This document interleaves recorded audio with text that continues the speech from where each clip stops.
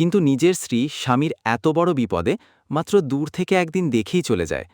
৩ মাস পরে স্বামী যখন বাসায় ফেরে, তখনও স্ত্রী বাপের বাড়ি থেকে ফেরে না আর। ১ সপ্তাহ পর স্ত্রী বাবার বাড়ি থেকে ডিভোর্স লেটার যুক্ত পাঠিয়ে দেয়।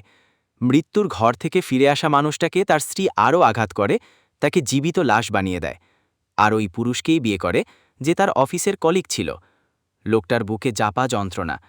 স্ত্রী ভেবেছিল তার স্বামী বোধহয় আর কখনো সুস্থ হবে না, কারণ তখনও সে ভালোভাবে হাঁটতেও পারত না।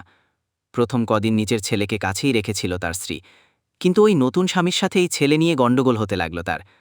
তাদের ভালো থাকাটা নষ্ট হয়ে যাচ্ছিল।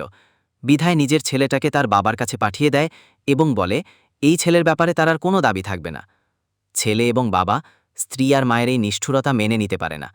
তারা ডুকরো ডুকরে কাঁধে প্রতি রাতে। লোকটি বলে, আমি স্ত্রী হারা হলাম, কিন্তু আমার এই অসহায় সন্তানটার দোষ কি? সে তো মা হারা হয়ে গেল। আমার এই বুকে এত যন্ত্রণা, আমার সন্তানের দিকে তাকিয়ে আমার বুক ফেটে যায়। সে মা থেকেও মা হারা হয়ে গেল। জোরে চিৎকার করে কাঁদতে পারি না, কারণ আমার কান্না দেখলে আমার ছেলেটাও কান্না করে। ফটাফট লাইক, কমেন্ট, শেয়ার করুন। নতুন নতুন ভিডিও পেতে চ্যানেলটি সাবস্ক্রাইব করুন।